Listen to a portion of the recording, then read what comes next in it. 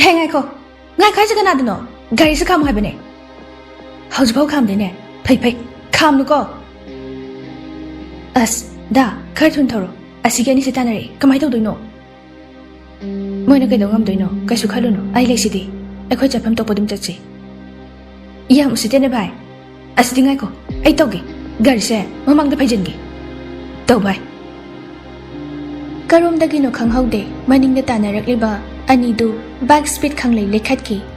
มังได้จัดลิบะสตาร์ดูกี่มามังได้ไฟนั่นลำบิทัชเลยอิมา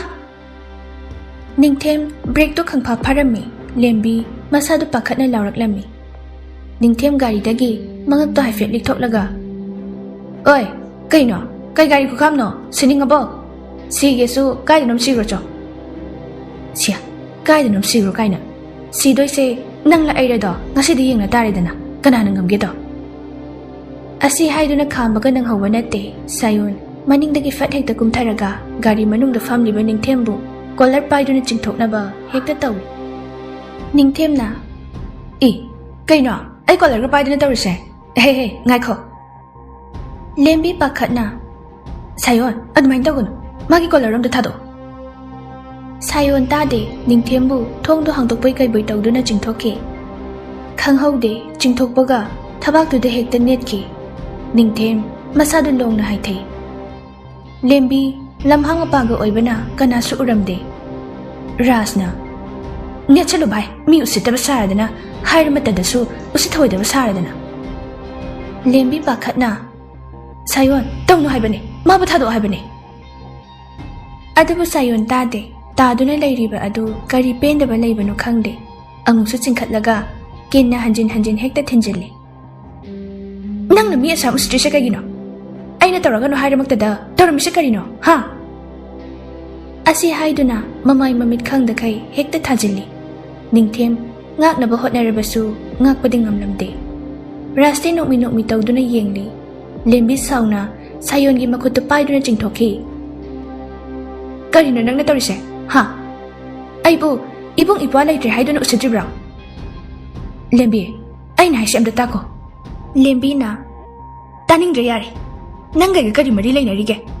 นั่งน่ะไอ้ก็นุ่งชินบันปาดคุดทาริเซ่ฮะนั่งไว้กันน่ะเนาะเลมบีไอ้ยาร์ว่ามาขัดอะไรอ่ะเนาะด่าจัดเจอสอบดาฟาร์มาซีมาดามที่ยังกิเซ่อาศัยให้ดูน่ะมาคุดอดูป้ายดูน่ะจิงเกตเอาไว้เฮ้ยอสุภาพจะให้บิกเตอร์บสิได้ยาดูดิสายนเลมบิกิมาคุดตะกินนิ่งเทมบูจิงโถอากาเฮกตะพูบะฮาวเรย์ราสนะเลมบิใช่มาตั้งเสียระดีนั่งตัวมินเลวบนพารานี่อามาขับพูบะเสะเปลักตระดูน่าไอชิยาระดีน่าเทียมจาระสายนนะมิวสิตะบันังขังบระฮะข้ามบะก็วิยารมเดเลมบิสุไปเลยตีกับละอีกันเลยเกมีกันอะไรอามุกตะข้ามบิโยกันเลยเกเลมบีกับนักลาวรมีมันนักปลาบุกตะเลยรำบะมีอ้อยขราลาวบดูตาระดูน่ะเจนชิเลยเฮ้ยกันโน้ตขันนาริดาฮะเฮ้ยนุปามาเซนต์พาจิลุอาพาจิลุเนี่ยอัมตยาระรอยนัดระดีรัสยาระรอยขันดูน่ะสายวันบุไปดูน่ะจิงทุกนับหอดนารมียาระไปมาตั้งใจเดตัวสิเฮ้ยนั่งเด็กแกมที่นั่นสุเอน่าตัวสิสูอีงักตั้งง่ายนี่สิเดdispensary บ้าจะชินเน่เลมบีกับน่ะเฮ้ยไม่พัดตาการีกินนั่งนะไอ้กินลำบิดเยอะลิเซ่นั่งข้างหน้ารูปนั่งกันสิดีไม่ยามังดีใกล้เป็นนั่งเลย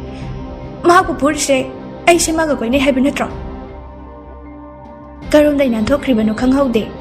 เจนสิหลักละกะไม่ยามน่ะเสวะตาวริบันุป้าดูดาอามุกสูเฮกตะเกาลีสายวันน่ะ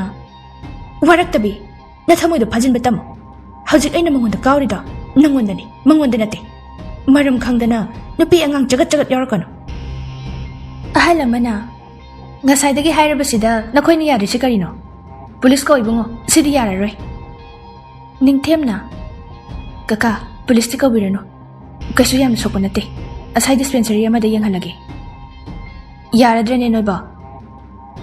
เลมบีกับลีกะยาระนี่ไอ้คุยดมหันครักสายวันน่ะไม่อามุกอันสิเลยนับปุ่นชิดา ꯑꯩꯗꯤ ꯅꯪꯒꯤ ꯑꯣꯏꯒꯅꯤ ꯍꯥꯏꯕꯗꯨꯗꯤ ꯅꯪ ꯈꯜꯂꯨꯅꯨ ꯅꯪ ꯑꯃ ꯂꯣꯏꯅꯔꯨꯕꯅ ꯉꯁꯤꯗꯤ ꯃꯤꯃꯥꯡ ꯊꯣꯛꯂꯦꯗꯅ ꯁꯥꯌꯣꯟ ꯆꯪꯁꯤꯟꯒꯦ ꯇꯧꯏ ꯑꯗꯨꯕꯨ ꯔꯥꯖꯅ ꯐꯥꯔꯤ ꯚꯥꯏ ꯇꯣ ꯌꯥꯔꯦ ꯃꯈꯥ ꯇꯥꯔꯨꯔꯅꯨ ꯋꯥ ꯆꯥꯎꯊꯣꯛꯅꯕꯅꯤ ꯑꯩꯅ ꯇꯧꯔꯤꯁꯤ ꯐꯥꯒꯤꯒꯤ ꯇꯥꯏꯞꯇ ꯐꯨꯗꯕꯨ ꯌꯥꯝ ꯋꯥꯠꯂꯤ ꯃꯤꯅꯥꯏ ꯃꯥ ꯊꯦꯡꯅꯕ ꯈꯨꯗꯤꯡ ꯌꯩꯅꯤ ꯑꯁꯨꯛ ꯌꯥꯝ ꯎꯁꯤꯠꯇꯕ ꯑꯍꯜꯗꯨꯅ ꯅꯈꯣꯏꯁꯨ ꯆꯠꯂꯣꯗꯅ ꯃꯤꯁꯨ ꯆꯠꯈ꯭ꯔꯦ ꯀꯅꯥꯃꯨꯛ ꯐꯨꯗꯕ ꯋꯥꯠꯂꯤꯒꯦ ꯔꯥꯖꯅ ꯀꯀꯥ ꯁꯥꯎꯕꯤꯈꯤꯅꯣ ꯉꯁꯤꯒꯤꯗꯣ ꯐꯥꯊꯕ ꯉꯝꯍꯧꯗ꯭ꯔꯦ ꯑꯩꯈꯣꯏꯁꯨ ꯁꯥꯎꯅꯤꯡꯃꯟꯗꯅ ꯁꯥꯎꯅꯤꯡꯉꯦ ꯍꯥꯏꯗꯨꯅꯕꯨ ꯃꯤꯕꯨ ꯑꯗꯨꯛ ꯊꯤꯅ ꯐꯨꯕ ꯍꯧꯅꯗꯦꯅꯦ ꯁꯥꯌꯣꯟ ꯇꯞꯊꯔꯒ ꯀꯀꯥ ꯁꯣꯏꯈ꯭ꯔꯦ ꯃꯇꯨꯡꯗ ꯇꯧꯗꯅꯕ ꯍꯣꯠꯅꯖꯔꯒꯦ ꯑꯁꯤ ꯍꯥꯏꯗꯨꯅ ꯁꯥꯌꯣꯟꯒ ꯔꯥꯖꯀꯁꯨ ꯒꯥꯔꯤ ꯃꯃꯥꯏ ꯀꯛꯂꯛꯇꯨꯅ ꯍꯥꯏꯒꯠꯂꯛꯏ ꯅꯤꯡꯊꯦꯝꯒ ꯂꯦꯝꯕꯤꯒꯁꯨ ꯐꯥꯔꯃꯥꯁꯤ ꯑꯃꯗ ꯑꯁꯣꯛꯄꯁꯤꯡꯗꯨ ꯗ꯭ꯔꯦꯁꯤꯡ ꯇꯧꯔꯒ ꯊꯣꯛꯂꯛꯏ ꯒꯥꯔꯤꯗꯨ ꯈꯔ ꯊꯧꯔꯒ ꯑꯍꯥꯡꯕ ꯖꯒꯥ ꯑꯃꯗ ꯈꯥꯝꯂꯝꯃꯤ ꯂꯦꯝꯕꯤ ꯀꯞꯂꯗꯨꯅ ꯑꯩꯅ ꯃꯉꯣꯟꯗ ꯀꯔꯤ ꯂꯥꯜꯂꯨꯗꯨꯅ ꯃꯥꯅ ꯑꯩꯕꯨ ꯑꯁꯤ ꯌꯧꯅ ꯌꯦꯡꯊꯤꯔꯛꯏꯅꯣ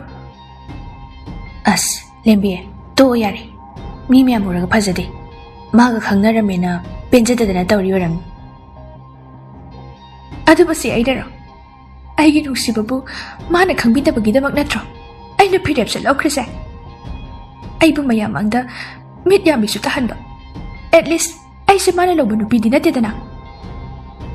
ꯐꯠꯇꯕ ꯃꯤꯒꯤꯕꯨ ꯀꯔꯤ ꯍꯤꯗꯥꯛ ꯂꯩꯒꯦꯅꯦ ꯏꯀꯥꯏꯕ ꯈꯪꯗꯕꯒꯤ ꯅꯪꯉꯣꯟꯗ ꯇꯥꯏꯁꯤꯟꯅꯔꯤꯅꯤ ꯌꯥꯝ ꯍꯦꯟꯅꯁꯨ ꯈꯜꯂꯨꯅꯨ ꯂꯦꯝꯕꯤ ꯃꯈꯨꯠ ꯑꯅꯤꯗꯨꯅ ꯃꯄꯤꯗꯨ ꯐꯠ ꯐꯠ ꯇꯩꯊꯣꯛꯇꯨꯅ ꯗꯥ ꯌꯨꯝꯍꯜꯂꯁꯤ ꯉꯁꯤꯗꯤ ꯑꯩ ꯀꯅꯥꯅꯣꯗꯣ ꯆꯞ ꯆꯥꯅ ꯈꯪꯍꯟꯅꯤ ꯌꯨꯝꯗ ꯍꯥꯏꯔꯒ ꯋꯥ ꯆꯞ ꯆꯥꯕꯤ ꯑꯃ ꯉꯥꯡꯅꯍꯟꯒꯦ ꯑꯁ ꯌꯥꯔꯦꯍꯦ ꯁꯤꯒꯤꯗꯃꯛꯄꯨ ꯌꯨꯝꯗ ꯑꯃꯨꯛ ꯍꯥꯏꯗꯣꯏꯔꯣ ꯗꯗꯥ ꯆꯠꯁꯤ ꯑꯩ ꯉꯁꯤ ꯅꯉꯣꯟꯗꯒꯤ ꯇꯥꯈꯤꯕ ꯏꯗꯣ ꯈꯛꯂꯦꯝꯅ ꯃꯥꯡꯍꯜꯂꯣꯏ ꯔꯥꯖꯀꯤ ꯌꯨꯝꯗꯅꯤ ꯔꯥꯖꯅ ꯑꯩ ꯐꯥꯎ ꯒꯥꯔꯤ ꯈꯥꯝꯃꯒ ꯅꯪꯍꯧꯗꯦꯅꯦ ꯍꯥꯟꯅ ꯍꯦꯛꯇ ꯆꯣꯡꯊꯛꯈꯤꯅꯦ ꯑꯩꯗꯤ ꯑꯃꯗꯣ ꯉꯥꯡꯂꯛꯇꯧꯒ ꯃꯥꯜꯂꯨꯔꯦ ꯃꯁꯥ ꯈꯨꯐꯗꯨꯒ ꯁꯥꯌꯣꯟꯅ ꯃꯥꯃꯛ ꯑꯣꯏꯔꯝꯕꯒꯤꯁꯨ ꯑꯩ ꯑꯁꯤ ꯌꯧꯅ ꯁꯥꯎꯈꯤꯕꯅꯤ ꯃꯥ ꯑꯣꯏꯔꯝꯗ꯭ꯔꯁꯨ ꯉꯁꯤꯒꯤ ꯐꯤꯕꯝꯁꯦ ꯑꯗꯨꯃꯛ ꯇꯥꯗꯤ ꯇꯥꯅꯤ ꯈꯪꯗ꯭ꯔꯦ ꯇꯧꯔꯤꯁꯦ ꯂꯦꯝꯕꯤꯁꯨ ꯋꯥꯈꯜ ꯈꯤꯇꯪꯗꯤ ꯊꯦꯟꯕ꯭ꯔꯥ ꯍꯥꯏꯅ ꯈꯜꯂꯤ ꯁꯥꯌꯣꯟ ꯇꯥꯔꯛꯂꯤꯕ ꯃꯄꯤꯗꯨ ꯐꯠ ꯇꯩꯊꯣꯛꯏ ꯃꯥꯒꯤ ꯄꯨꯟꯁꯤ ꯂꯝꯕꯤ ꯑꯃꯗ ꯆꯠꯁꯅꯨ ꯃꯗꯨꯗ ꯑꯩꯅ ꯊꯤꯡꯂꯨꯕꯒꯤ ꯔꯥꯏꯠ ꯂꯩꯇꯦ ꯅꯕꯥꯅꯤꯒꯤ ꯈꯨꯅꯨꯡꯁꯤꯅꯗꯨꯗ ꯑꯁꯨꯝꯅ ꯇꯧꯔꯛꯀꯅꯤ ꯍꯥꯏꯕꯁꯦ ꯊꯥꯖꯔꯨꯗꯕꯅꯤ ꯌꯥꯔꯦꯁꯦ ꯑꯕꯦꯝꯒꯤꯗꯨꯗꯤ ꯃꯥꯅ ꯀꯔꯤ ꯍꯥꯏꯔꯦ ꯔꯥꯖ ꯁꯣꯔ ꯁꯥꯡꯅ ꯍꯣꯟꯗꯣꯛꯏ ꯃꯥꯁꯨ ꯃꯥ ꯃꯁꯥꯅ ꯌꯥꯗ꯭ꯔꯦ ꯑꯩꯈꯣꯏꯅ ꯍꯌꯦꯡ ꯑꯅꯝ ꯇꯥꯜꯂꯨꯔꯒ ꯇꯨꯡꯗ ꯅꯤꯡꯉꯝꯍꯧꯔꯣꯏꯗꯣꯏ ꯁꯔꯨꯛ ꯃꯈꯥ ꯇꯥꯔꯨꯗ꯭ꯔꯦ ꯑꯗꯨꯁꯨ ꯆꯨꯝꯃꯤ ꯑꯗꯨꯕꯨ ꯑꯩꯈꯣꯏꯁꯨ ꯀꯔꯤꯅꯣ ꯍꯥꯏꯕ ꯑꯃꯗꯤ ꯈꯪꯍꯟꯕ ꯐꯕ꯭ꯔꯅꯗꯤ ꯈꯜꯂꯤ ꯌꯥꯔꯦꯁꯦ ꯀꯣꯛ ꯌꯥꯝ ꯊꯥꯗꯔꯨꯔꯅꯨ ꯁꯦꯃꯤꯁꯇꯔ ꯑꯦꯛꯖꯥꯝꯁꯤꯅ ꯀꯝꯗꯧꯕ ꯀꯨꯏꯁꯤꯜꯂꯛꯇ꯭ꯔꯦ ꯑꯩ ꯃꯊꯪ ꯊꯥꯔꯒꯦ ꯍꯟꯗꯛꯇꯤ ꯊꯥꯕꯗ ꯀꯌꯥ ꯀꯩꯗꯧꯗꯧ ꯃꯥꯟꯗꯦ ꯑꯗꯩꯗꯤ ꯑꯦꯛꯖꯥꯝꯁꯦ ꯍꯌꯦꯡꯃꯛ ꯊꯥꯎꯑꯣꯅ ꯍꯥꯏꯔꯛꯑꯅꯤ ꯑꯩꯅ ꯅꯃꯥꯏꯗꯨꯗ ꯆꯕꯦꯠ ꯆꯕꯦꯠ ꯅꯦꯜꯂꯛꯀꯅꯤ ꯋꯥꯔꯛꯇꯕꯤ ꯃꯥꯒꯤꯗꯃꯛ ꯅꯪꯅ ꯀꯦꯔꯤꯌꯔ ꯃꯥꯡꯍꯟꯒꯦ ꯈꯜꯂꯤꯗꯣ ꯀꯩꯒꯤꯅꯣ ꯑꯁ ꯀꯣꯛ ꯌꯥꯝ ꯁꯥꯏꯀꯣ ꯋꯥꯊꯤ ꯉꯥꯡꯉꯛꯀꯅꯨ ꯀꯣꯛꯅ ꯀꯣꯛ ꯁꯥꯕꯅꯦ ꯄꯛꯇꯦ ꯌꯥꯔꯦ ꯑꯇꯣꯞꯄ ꯀꯣꯏꯈ꯭ꯔꯕ ꯅꯨꯄꯤꯗꯨꯗ ꯅꯪꯅ ꯑꯗꯨ ꯍꯛꯅ ꯂꯨꯞꯁꯤꯟꯈ꯭ꯔꯤꯗꯨꯕꯨ ꯀꯔꯤꯅꯣꯕ ꯍꯥ ꯍꯣ ꯔꯥꯙꯥꯗꯣ ꯀ꯭ꯔꯤꯁꯅꯅ ꯃꯧꯅꯦ ꯈꯪꯅ ꯈꯪꯅ ꯅꯨꯡꯁꯤꯈꯤꯕꯅꯤ ꯑꯦ ꯑꯗꯨꯅ ꯀꯩ ꯍꯥꯏꯅꯤꯡꯂꯤꯕ ꯑꯩ ꯂꯩꯔꯝꯕꯒꯤ ꯃꯥ ꯂꯩꯔꯝꯕꯅꯤ ꯃꯥ ꯂꯩꯔꯝꯕꯅ ꯅꯨꯡꯁꯤꯕ ꯈꯪꯈꯤꯕꯅꯤ ꯅꯨꯡꯁꯤꯕ ꯐꯥꯎꯈꯤꯕꯅ ꯄꯟꯊꯨꯡ ꯌꯧꯍꯟꯅꯤꯡꯈꯤꯕꯅꯤ ꯍꯣ ꯑꯗꯣ ꯃꯥꯗꯤ ꯄꯟꯊꯨꯡꯗꯣ ꯃꯋꯥꯒ ꯑꯣꯏꯅ ꯌꯧꯔꯒꯦꯌꯦ ꯀ꯭ꯔꯤꯁꯅꯒ ꯔꯥꯙꯥꯒ ꯄꯟꯊꯨꯡ ꯌꯧꯈꯤꯗꯕꯒꯨꯝ ꯅꯪꯁꯨ ꯀ꯭ꯔꯤꯁꯅ ꯑꯣꯜꯂꯣꯌꯦ ꯌꯥꯔꯦ ꯋꯥꯊꯤ ꯌꯥꯝ ꯉꯥꯡꯂꯅꯨ ꯌꯨꯝꯗ ꯆꯠꯁꯦ ꯑꯩ ꯑꯝꯇ ꯊꯤꯜꯂꯨ ꯂꯥꯎ ꯒꯥꯔꯤꯁꯨ ꯄꯨꯔꯛꯇꯦ ꯌꯥꯅꯤ ꯅꯅꯥꯏ ꯐꯅꯕ ꯊꯤꯟꯖꯒꯦ ꯔꯥꯖ ꯃꯥꯒꯤ ꯕꯥꯏꯛꯇꯨ ꯄꯨꯊꯣꯛꯑꯒ ꯁꯥꯌꯣꯟꯕꯨ ꯃꯌꯨꯝꯗ ꯊꯤꯟꯕ ꯂꯥꯛꯏ ꯁꯥꯌꯣꯟꯅ ꯒꯥꯔꯤꯗꯨ ꯊꯅꯝꯃꯣ ꯂꯥꯎ ꯏꯃꯨꯡꯗ ꯉꯥꯏꯍꯥꯛ ꯐꯝꯂꯨꯁꯤ ꯍꯣꯏ ꯑꯩ ꯅꯥꯀꯟꯁꯤꯗ ꯈꯥꯝꯂꯝꯒꯦ ꯔꯥꯖ ꯒꯥꯔꯤꯗꯨ ꯁꯨꯃꯥꯡꯒꯤ ꯃꯆꯤ ꯑꯃꯗ ꯈꯥꯝꯂꯝꯃꯤ ꯃꯈꯣꯏ ꯑꯅꯤꯃꯛ ꯇꯨꯡꯗ ꯃꯥꯡꯗ ꯏꯃꯨꯡꯗ ꯆꯪꯂꯛꯄꯗ ꯊꯣꯡꯖꯤꯟ ꯀꯥꯟꯁꯤꯟꯕ ꯅꯪꯗ꯭ꯔꯤ ꯕꯤꯔꯦꯟ ꯁꯥꯎꯅ ꯅꯪꯕꯨ ꯑꯩꯕꯨ ꯆꯥꯎꯅꯕ ꯈꯨꯠ ꯊꯥꯗꯅ ꯌꯣꯛꯂꯩꯁꯦ ꯉꯁꯤ ꯃꯤꯅ ꯏꯊꯛꯇ ꯋꯥ ꯉꯥꯡꯅꯕ꯭ꯔꯣ ꯍꯥ ꯁꯥꯌꯣꯟ ꯊꯥꯡꯖꯟꯒꯦ ꯇꯧꯔꯝꯕ ꯈꯣꯡꯗꯨ จับเลปีราสิงนั่นน่ะบ้าก็เดาไม่เอาแกนั่งสุนีอิจฉากุมบันนุปีโดนจัดดีนุปีมตะเลยจับนั่งปามเรนุสิเรน่ะจัดครบนุปีดูกี้ข้างหน้าริบนุปาดน้อยนุพูริให้สกัดอินสมนุพูบัดนัตน่ะมากกทุกไกรุยน่ะเขาจินุปีดูกี้มาดูน่ะไอ้วันว่ามาทักทางอะไรสกัดอินบ่ท่าจิน่ะไม่บ้ายาริบคารงางอดีตุมิเล็กบีโรบ่นั่นดินั่งน่ะดูยามนั้นก็ยาวดิดูบุกรีโนให้บันนี่นุปีโดนจัดดีนั่งอัตโตปนุปีอามาตะเลยจับบ่ไซยอนการิมตะคุมลำดับดาราสตากิการีโซดุมุนลากาเปรบทอกีราสนะโอ้ยง่ายคอยบันนี่ก็ได้เดโนท่าจะปักขันตันอะไรอีบุงอ่ะก็ได้เดโนอัมตั้งง่ายคนนี้นั่งบ่อดูบุนังเขาเดไซยอนการีดูทั้งต้องตัวนั้นจัดเครท่าจะปักขันนะราสอามุตตันนารุจ่ออาศิวะทั้งต้องปะตาริมีไอ้ดีบ่าการีโนต้องริชิบ่อัสอิมาไอ้กิการีนี่ปูคริเชกูเงาเลยมากิการีชดอัมตะลุกทอกิเกใครถูกโดนนี่นั่งบ่ราสไซยอนกิการีดูปูดูน่ะไซยอนบุตรนารีบิเรน่ะอาสุยามน่ะพัดตะบ่พานังเงาระสูอิซาดิยันตายให้น่ะงั้นสิพาวมังวนนังนักตะบันนี่อดูบุงั้นสิดีมาน่ะไอ้กิอิทักตะมีน่ะวางงันบ่มวยบ่สูตั้มเน่งนังงังบ่ยามบ่สิดะหาเนกตะสาวกปิริดูการีโนมาดูนังงังไล่บุคคลโดไอ้ตาบังงมดีเนี่ยวารักตะบันมาจะสู้ให้เลยเดนะไอ้ก็เงาเลยฮันดักน่าจะน่าตัวเราอีบังมัวงั้นสิบิเรน่ะพานุโอเชโนเฮาจะกินอุปีโดมานี่มาโอยเนี่ยเฮกบุษลาบะไอ้ปุ่นชิกิโอยเนี่ยมากิขุดจาริโกจาตินดับโอยเกระปูปังสูดับโอยเกระไล่ระบโอเชโนฮาราน่ะลกสินี่อดูบุเฮาจะกินอุปีโดอดูบุเฮกบุษลาบะมายิงเฮ้ยวารักตะบีนั่งทอลล์หรอยามทุนน่ะไอ้เนี่ยวันนี้การีตกแคร์นั่งเลยยุ่มตะกระเป๋าปีได้เสียฮะยามทุนน่ะทอลล์การีปามิโนดอนั่งน่ะเสียยามทุนน่ะคิงลิบฟอนน่ะตัวไปจะใครสมังดูได้ลาวรีเลมบีปากขัดน่ะอิมาไอ้แกว่าทุกไอ้บัตรการีโนตัวริสิบ่บ่บ่ให้ดาวให้ฮัลโหลดีไอ้ช่วยสิเรนี่ก็ไม่ให้ตัวดูนุสิบ่ตามพานะการีกิจาดังงังด้วยโนนับปากก็คราบนี่ลานี่มาหน้าไม่มีแต่บังตัวเด็กตัวสิได้ยานี่นักขัลิมาเลยอิมาสมัยฉันตัวอะไรดียาอะไรรัสกอลตัวเสียง่ายข้อนับไปอยู่ร้านนี่ปักขัดกันโนไซยอนนะนัทเท่านั้นเลยเนี่ยยุ่มดังงังบังงมแล้วก็การีเขาจะทรมานบังงมจีโน่ฮะตามพาทกลักตัวน่ะอีบุงอ่ะงั้นใส่ได้กี่ตากี่นัดตาบันนี่นั่งกิเซ่อะค่อยบอกเอ็มตัวสเตบกี่วาระในยุ่มดันน้ำมันปานวารักตะบดมาปานทกเลยนี่แน่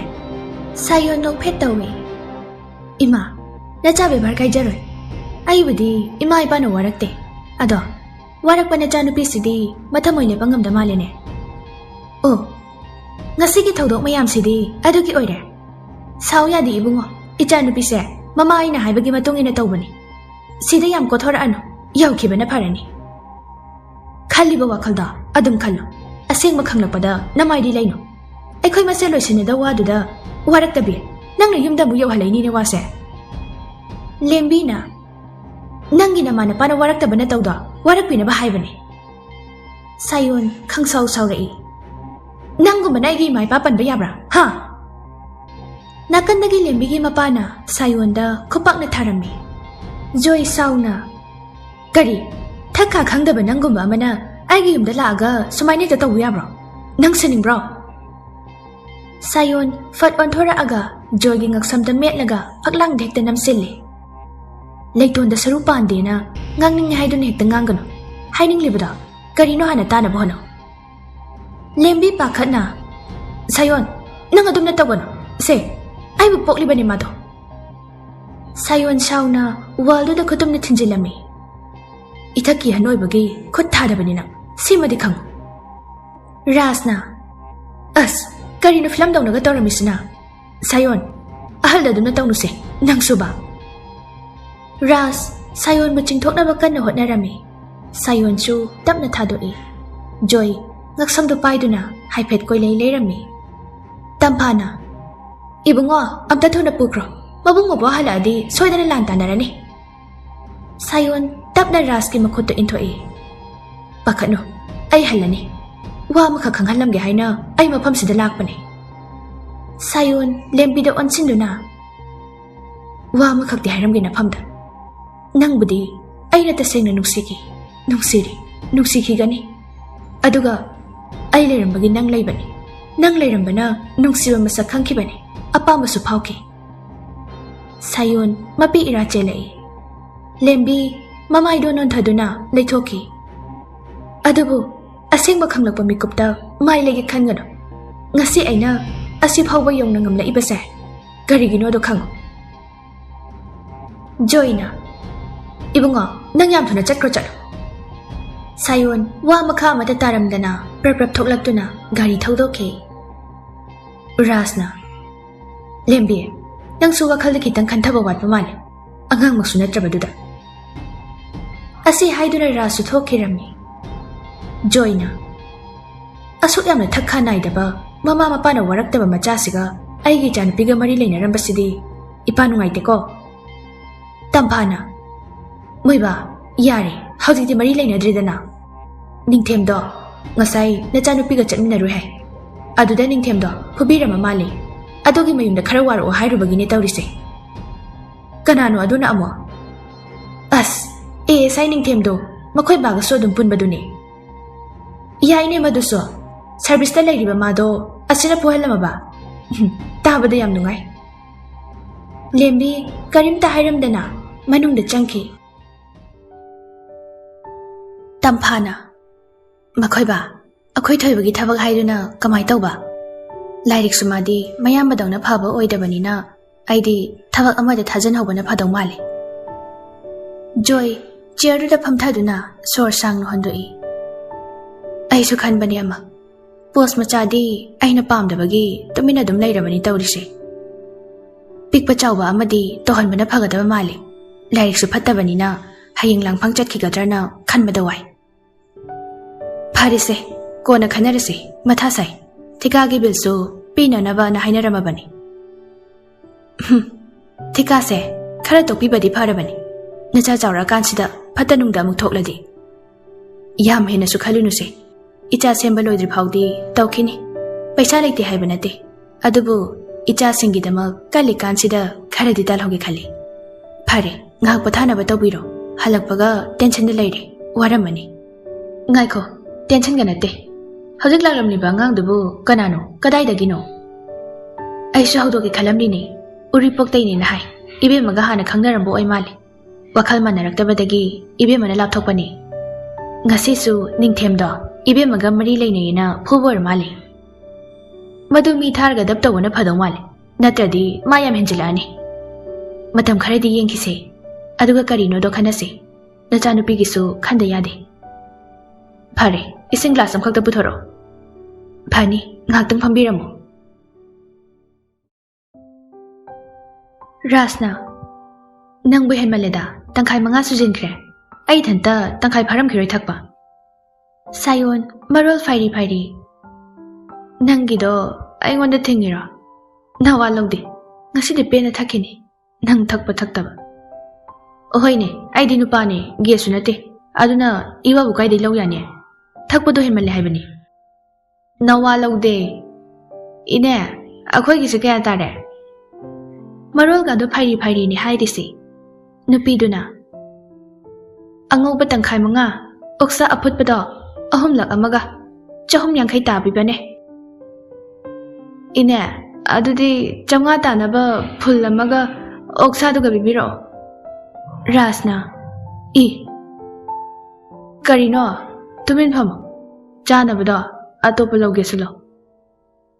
ꯄꯦꯜꯂꯦꯍꯦ ꯉꯁꯤꯗꯤ ꯋꯥꯔꯛꯇꯕꯤ ꯅꯪꯅ ꯑꯣꯠꯄꯁꯦ ꯑꯃꯁꯦ ꯈꯪꯕ ꯉꯝꯗ꯭ꯔ ꯃꯥꯜꯂꯤꯅꯦ ꯁꯦ ꯁꯤꯗ ꯂꯩꯕꯅꯦ ꯑꯗꯣ ꯅꯈꯣꯏ ꯀꯨꯏꯅ ꯐꯝꯄꯤꯅꯨꯀꯣ ꯍꯧꯖꯤꯛꯁꯦ ꯄꯨꯂꯤꯁ ꯆꯦꯛ ꯌꯥꯝ ꯂꯥꯛꯄꯤꯕꯅꯦ ꯑꯗꯨꯅ ꯀꯨꯏꯅꯗꯤ ꯂꯩꯕꯤꯒꯅꯨꯀꯣ ꯏꯅꯦ ꯀꯨꯏꯔꯨꯏ ꯐꯨꯜꯁꯦ ꯁꯤꯃꯇꯪ ꯂꯣꯏꯁꯤꯟꯈꯤꯒꯦ ꯑꯗꯨꯒ ꯆꯠꯂꯒꯦ ꯍꯣꯏ ꯂꯩꯕꯤꯌꯨꯀꯣ ꯍꯦꯟꯃꯜꯂꯦꯗ ꯅꯪꯕꯣ ꯑꯩꯕꯨ ꯅꯌꯨꯝꯗ ꯀꯃꯥꯏꯅ ꯊꯤꯟꯖꯜꯂꯣ ꯍꯥꯏꯅꯣ ꯁꯤꯕꯣ ꯑꯩ ꯒꯥꯔꯤ ꯌꯧꯔꯛꯑꯦ ꯑꯩ ꯑꯗꯨꯝ ꯊꯧꯖꯒꯦ ꯌꯥꯅꯤ ꯅꯪ ꯋꯥꯕꯤꯌꯨ ꯍꯥꯏꯗꯦ ꯔꯥꯖ ꯐꯣꯟꯗꯣ ꯂꯧꯊꯣꯛꯑꯒ ꯀꯣꯜ ꯇꯧꯔꯝꯃꯤ ꯅꯥꯎꯕ Nang kaya lagi. College lagi tholak ke tauri kay daurage. Iyam phare. Nang tholak pada keti da hai jalo. Aduga ai gari se amta puko.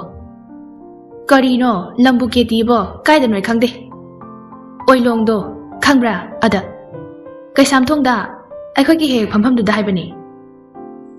Aduga sai na hai ba kai doge hai ba. Thamo yare ai kana nom haura la age. Minai sidi. Rasna. Yare nang gari se naw bada puhan khrage. Nang ai ga puna tum chatlase. Sayon haiphet manga ka do hairaga. Yaroida ai thabak yam lai chat kadaba. Ho nang na chatning mo mapham do ai ga dum chatlase. Bye. Ma gai ga kaina bai do oire ko. Amu hor aba. Ka hawgi khan bane. Hekta ning singi. Ka hawu sungam the. Karino khang the. Karino ka bangam drisina. Noi warak tabi dudi ngasai moi hero ga chat khibu ine. Naw ba prap changla aga moi gi marak tu da pham tharai. Nakal da Nikhil su pham lami. Rasna. Nang masulak baga gi thakpa horaba. Ngasai de thaki da ngai de. Ibo noi su ba. Nikhil na. Kaino hai siba phururaba. Aduga akhoi horam da ba. Rasna. Khang de bo. Ai phau yaw nang haude mathandana popa adum hotnaki naw bana kadai no se ai khoi so pek to khapai ba yawge asi haiduna glass full amamam makhoi ani ge haiduna sukto aga kut hekta chingki naw ba su aga as ba kalli he chana badu swaidam da thangjil ose makhoi mari changdana uchina china loisinkhre Rasna Ine, ai khoi do chonga na tra. Oh, noi loi pi pra. Mane, chonga ne. Sayon, masaga do hairaga, magi purse do satoke tawrami. Rasna. Ine, sida laijare. Sayona. Ai na pige tawraga. Rasna. Yare ma tho, chatna ba tawse. Naim da kamai thin ba. Ai matha sai ko. Bye. Noi ni kanano ma sayon gi gari si thawro aduga dum noi da thamo ama se mahim changdrikanda nisha hanabam da tawge Nikhil na ai thawrage se ai khoi do hore na dum loba lao hoi adu de haidok narase naw bana ado ama do nisha wangi warak ta bi hoida uncha chehara kani ko Rasna haira roi mapa phawna silama bane Asomna makhoi mari haidok na rai. Sayona. Bye, asi chingkhong sida thawjalo. Kai dawge haino chingkhong sida nangamo. Thaw. Sayona yamanda badagi Ras gari do chingkhong du thawjilami. Sayon tapna gari dagi kumthana ba hotnari. As tu batari ni nangbo phajana kumthawne. Ras na sayon bu haiphet ngaklami. Yani bye, ai thanda dum chatke. Kaisu tawrose nang sidi ibo maraidi okakali hengang na bada Sayon masado haidana ba tapna chatli aduga manak na hawriba upambidugi manakta tapna pocket humduna leplaga chingdol du da yengi mapham sidani ibani na awa pathaki ba mapham to nang aigi nuksi wari kaya sanaki aigi lingjum da ngathaduna nang na oine chakibado Sayon makot na lingjum du da haiphet pai du na yengli adubu ngasidi kana su leiramdre mitlu pirang tap na sentharakli ngasi su ai mapham sida leiri adubu ngasidi nang yaudre ben banai draba nuksi basa kana na sum hochin ba yaroi ko nang gi na hochin ba kana so ngamloi